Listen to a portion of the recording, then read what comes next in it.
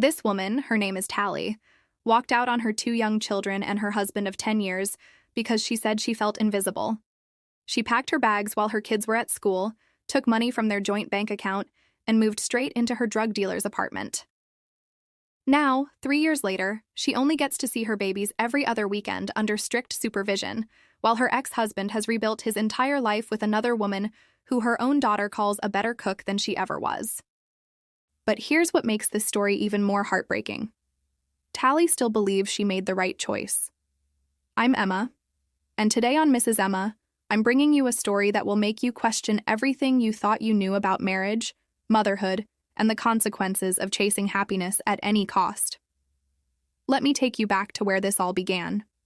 Tally was 33 years old, married to a man named David, and raising two beautiful children, 8-year-old Frankie and 5-year-old Landon.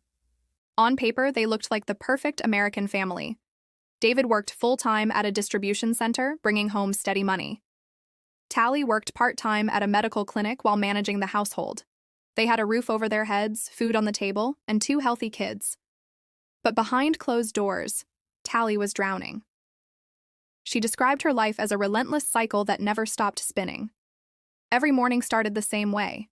Wake up the children, make breakfast, rush everyone out the door, head to work, come home to chaos, cook dinner, help with homework, manage bath time, read bedtime stories, clean the kitchen, and finally collapse into bed next to a husband who barely acknowledged her existence. David would come through the front door each evening, barely mumble a greeting, grab a cold beer from the refrigerator, and plant himself on the couch in front of whatever sports game happened to be playing. The children could be screaming in the background. The house could be falling apart around him. Dinner could be burning on the stove. And he would just sit there, completely checked out, acting like his 8-hour shift at work had earned him the right to ignore everything else. Meanwhile, Tally was running herself into the ground trying to hold everything together. And the worst part? Nobody seemed to notice how hard she was working or how much she was sacrificing. David's mother would visit their home and praise him endlessly whenever he did the bare minimum, loading the dishwasher once a week, taking out the trash without being asked, spending 20 minutes playing with the kids in the backyard. She would look at him like he deserved a medal for basic participation in his own household. Tally would stand there, forcing a smile, nodding along while internally screaming. These people had absolutely no idea what her daily reality looked like. They didn't see her staying up until midnight folding laundry after everyone else had gone to bed. They didn't see her skipping meals because she was too busy making sure everyone else ate first. They didn't see her crying in the bathroom at 3 in the morning because she felt so alone in her own marriage. Whenever Tally tried to communicate how she was feeling, David would stare at her with this blank, emotionless expression and say things like, "I don't understand what you want from me," or, "You're being overly dramatic about nothing." Those responses hurt more than if he had just yelled at her. At least anger would have shown he cared enough to feel something. Instead, she got indifference, dismissal, and complete emotional disconnection. She started feeling like a ghost in her own home, like she could vanish completely, and the only thing anyone would notice is that dinner wasn't on the table at 6 o'clock sharp. The loneliness was suffocating. She was surrounded by people who needed her constantly, yet she felt more isolated than she had ever felt in her entire life. The breaking point came on an ordinary Tuesday evening. Tally had suggested they hire a babysitter for Saturday night so they could go out for dinner, just the two of them. She thought maybe reconnecting outside the house, away from the chaos and responsibilities, might help them remember why they fell in love in the first place. David actually rolled his eyes at her suggestion. He looked at her like she had just proposed the most ridiculous, inconvenient idea imaginable. Then he asked, "What's the point?" 3 words that shattered whatever hope Tally had been holding on to. What's the point? The point was that they were supposed to be partners. The point was that marriages require effort and attention. The point was that she was desperately trying to save something he had already given up on without telling her. That night, lying in bed next to her husband who was snoring peacefully without a single worry in his mind, Tally made a decision. She couldn't keep living this way. She couldn't keep disappearing a little more each day while everyone around her acted like everything was perfectly fine. She needed to feel alive again. She needed to feel like herself again.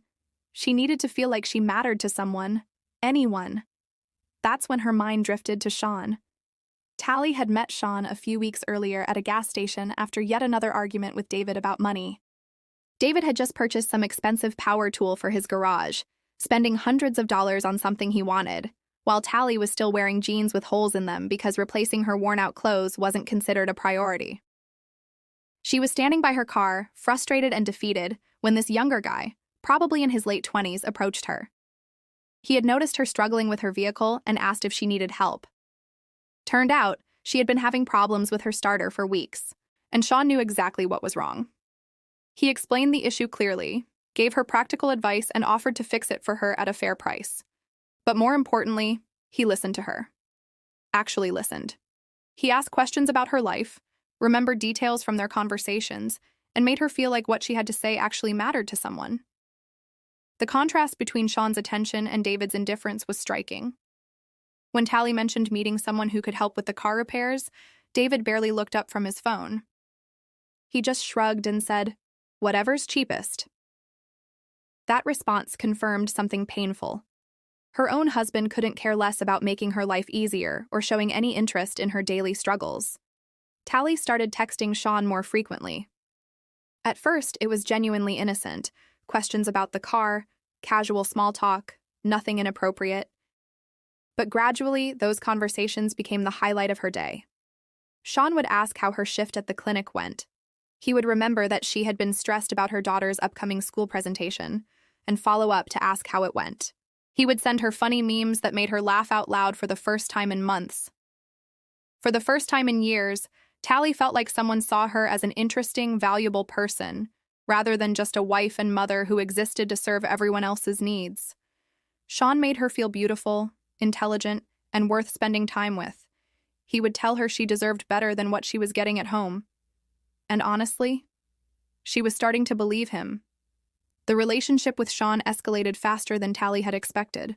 He started showing up at the coffee shop near her work in the mornings, and they would sit in his car talking before her shift started.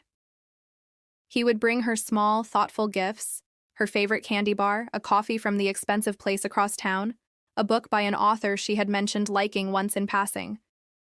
David hadn't brought her anything in years unless it was her birthday or Christmas. And even then, his gifts felt obligatory rather than thoughtful. But Sean paid attention to the little details that David had stopped noticing a long time ago. Tally found herself looking forward to seeing Sean more than she looked forward to going home. At home, she felt like furniture that everyone used but nobody really saw. With Sean, she felt like a desirable, interesting woman who had thoughts and feelings and dreams beyond making sure everyone else's needs were met. One evening, Tally came home to find David in the garage, completely absorbed in organizing his collection of tools, while their two children were inside the house fighting over the television remote. She asked him to please come help her settle the kids down, and he actually had the audacity to say, "Can't you handle it? I'm busy right now." That was the final straw. Tally had reached her absolute limit. She was done being the only functional parent in a household where her partner treated his hobbies as more important than his family. That night, after David fell asleep on the couch like he did every single night, Tally called Sean and told him everything. She told him how trapped she felt, how lonely she was, how she had essentially become a single mother with a roommate who contributed financially but nothing else. She cried on the phone while Sean listened patiently, never interrupting, never judging, just letting her release years of accumulated pain and frustration. Then Sean said something that hit her right in the center of her chest. "You know you don't have to live like this, right? You could have a completely different life." That simple statement opened a door in Tally's mind that she hadn't even realized was there. She didn't have to stay trapped in this miserable situation. She had options. She had choices. She could leave. Over the next few weeks, Tally began planning her exit strategy. She opened her own separate bank account and started transferring small amounts of money from her paychecks without David noticing. She told the kids that Mommy might need to go away for a little while to figure some things out, but that she would always love them no matter what. Her 8-year-old daughter Frankie asked her, "Is Daddy being mean to you?" That question confirmed everything Tally needed to know. Even her young daughter could sense that something was fundamentally wrong in their household. Even an 8-year-old child recognized that the dynamic between her parents wasn't healthy or normal. Tally started staying out later in the evenings, telling David she was working extra shifts at the clinic or helping her sister with various projects. David never questioned any of it, never asked for details, never showed even the slightest bit of curiosity about where she was spending her time. He would just nod absently and return his attention to his phone or the television. His complete lack of interest in her whereabouts was actually insulting. Any normal, caring husband would have at least asked a few questions. But David was so emotionally checked out of their marriage that he didn't even notice she was pulling away. When Tally finally told Sean she was seriously considering leaving her marriage, he didn't pressure her or try to manipulate her decision. He simply said, "I'll support whatever choice you make, but you deserve to be happy." Those words sealed her decision. Here was someone who cared more about her happiness and well-being than her own husband did. Tally made one final attempt to save her marriage, though deep down she already knew it was over. She cooked David's favorite meal, put on a nice dress, and tried to have a genuine, heartfelt conversation about their relationship. David spent the entire dinner checking his phone and complaining about drama at work. When she directly asked him if he was happy in their marriage, he shrugged carelessly and said, "I guess so. I guess so." Not exactly the response you hope for from your husband of 10 years. That night, Tally texted Sean and told him she was ready to make a change. He said his apartment had room for her and that she could take as much time as she needed to figure out her next steps. It felt like someone was finally offering her a lifeline out of her suffocating existence. The morning Tally left, she timed everything perfectly. David was already at work. The kids were at school. She had hours to pack her belongings and get out before anyone came home. She took her clothes, her personal items, and yes, she took a significant amount of money from their joint bank account. She justified this by telling herself she had contributed to that money too, and she would need something to start over with. She left a note on the kitchen counter explaining that she wasn't happy in the marriage and needed space to figure out what she wanted. She tried to word it like a temporary separation rather than a complete abandonment, but looking back, she knew it was permanent. She wrote a separate note for the children explaining that Mommy needed to go away for a little while, but that she loved them and would see them soon. She genuinely believed that part. She thought she would work out custody arrangements with David once things settled down. Sean helped her move everything to his place, and that first night felt incredible. For the first time in years, Tally wasn't responsible for anyone but herself. They ordered takeout, talked until 3 in the morning, and she felt like she was finally with someone who saw her as an equal partner rather than a convenience. The first few weeks in Sean's apartment felt like a dream. Tally didn't have to wake up to alarm clocks. She didn't have to make school lunches. She didn't have to clean up after anyone but herself. She could sleep until noon if she wanted. She could watch whatever she wanted on television without negotiating with children or a husband who monopolized the remote control. She could just exist without constantly managing everyone else's schedules and needs. Sean would bring her coffee in bed every morning and ask what she wanted to do with her day. It was everything her marriage with David wasn't. Attentive, romantic, exciting, free. When David started calling, Tally let every call go to voicemail. His messages were exactly what she expected. Confusion, some anger, but mostly just logistical questions about the kids' schedules, where she had stored certain household items, and what she had done with important documents. Even when she had left him, he was more concerned about practical matters than about actually fighting to get her back. That told her everything she needed to know about how much he had truly valued her. The kids' school called a few times, and Tally answered when she could. But honestly, she was enjoying her newfound freedom too much to deal with guilt trips from administrators. She knew David could handle things. He would have to learn to step up and be a real parent like she had been doing alone for years. Tally and Sean started talking about their future together. Maybe moving to a different city. Starting completely fresh somewhere new where nobody knew their history. Sean mentioned having connections in other states. And the idea of leaving all the drama and judgment behind sounded absolutely perfect. Tally even posted some vague updates on social media about new beginnings and choosing happiness. Some friends were supportive, but others were clearly judging her harshly. David's family members started leaving passive-aggressive comments about responsibilities and commitments. Tally wanted to tell all of them to mind their own business.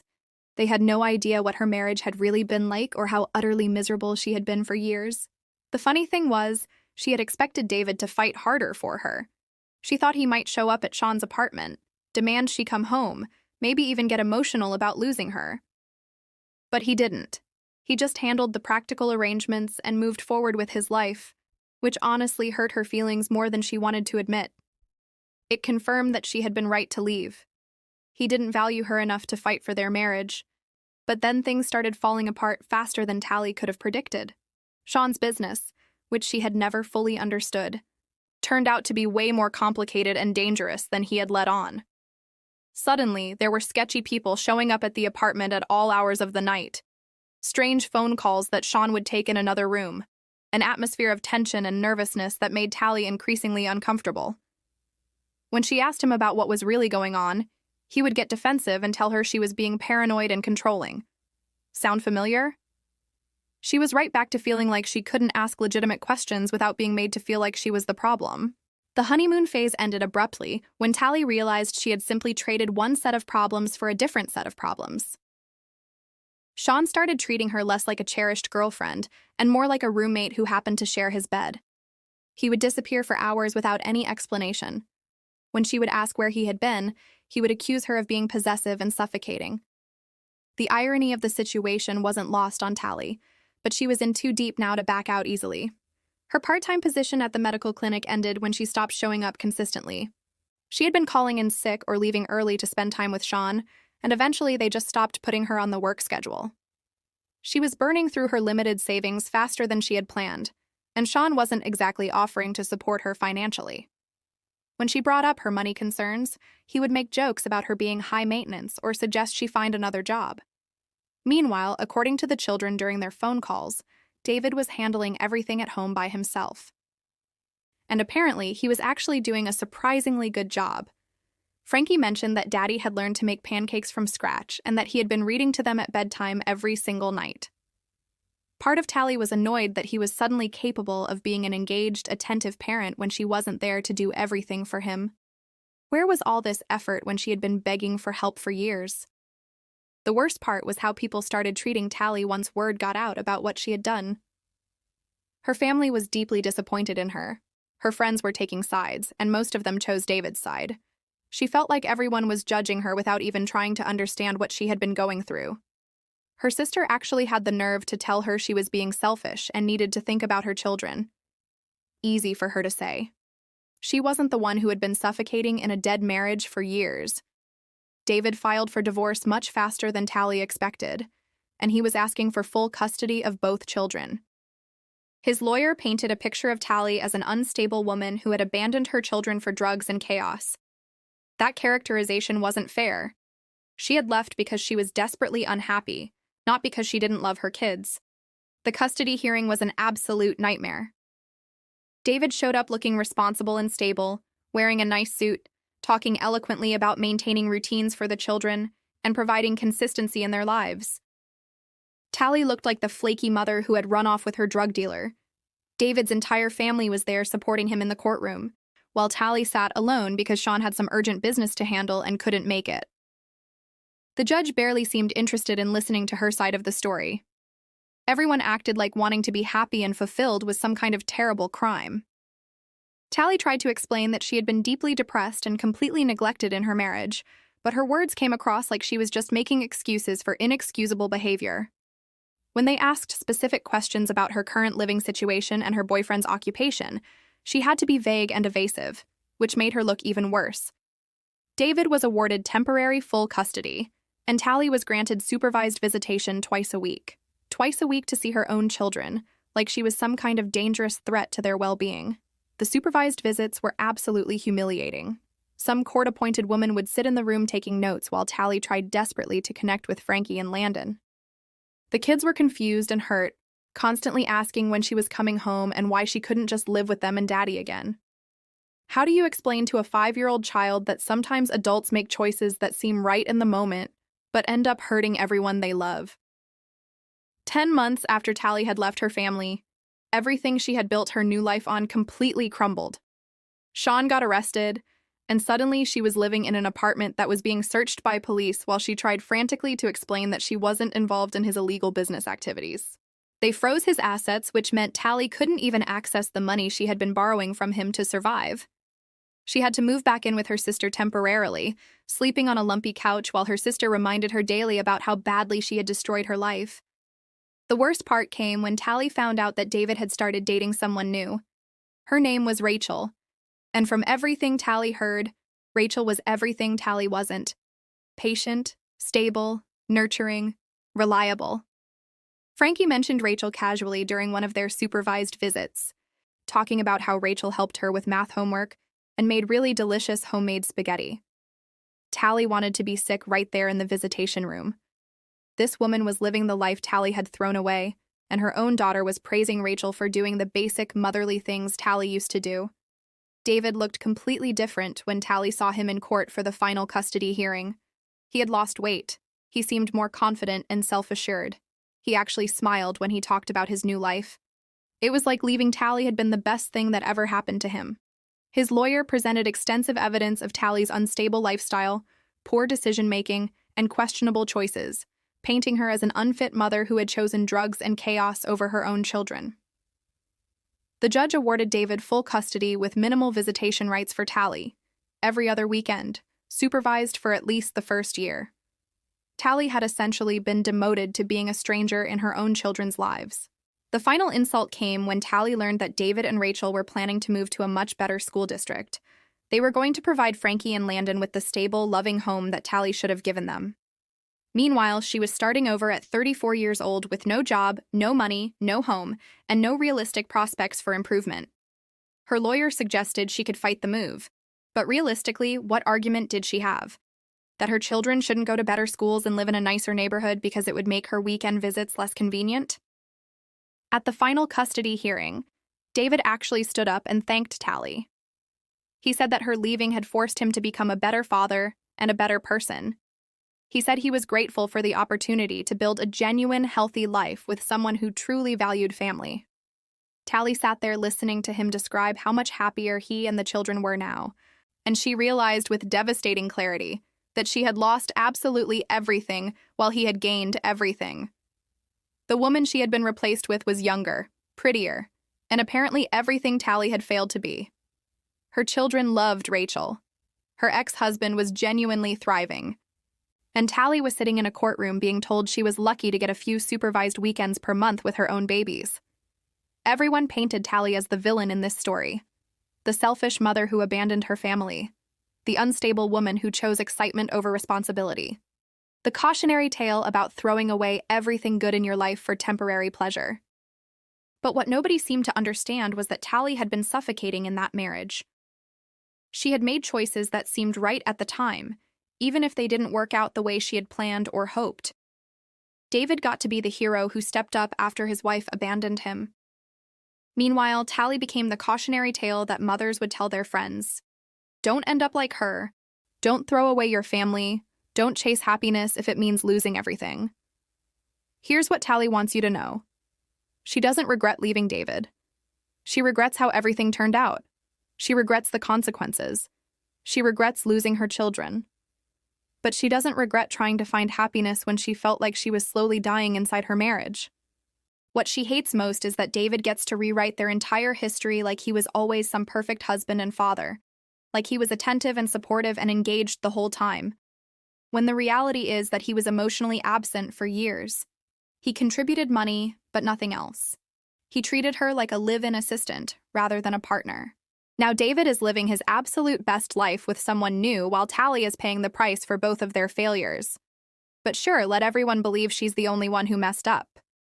It's easier than acknowledging that sometimes good people make terrible choices when they're desperate to feel alive again. And there you have it. Tally's story is a complicated, painful reminder that the choices we make in moments of desperation can have consequences that last far longer than we ever imagined. Was she wrong to leave? Was David neglectful? Was the marriage salvageable? I'll let you decide for yourselves. This is Emma from Mrs. Emma, and I share these real stories because they remind us that life is messy, complicated, and rarely black and white. If this story made you think, feel something, or see a situation from a different perspective, please hit that like button right now. Share this video with friends who might need to hear it. And if you haven't already, subscribe to the Mrs. Emma channel so you never miss another one of these powerful, real-life stories. Drop a comment below telling me what you think. Was Tally justified in leaving? Could things have turned out differently? I read every single comment, and I love hearing your perspectives. Until next time, remember, every choice has consequences, every story has multiple sides, and sometimes the person we hurt most is ourselves. I'm Emma. Thank you for listening, and I'll see you in the next story.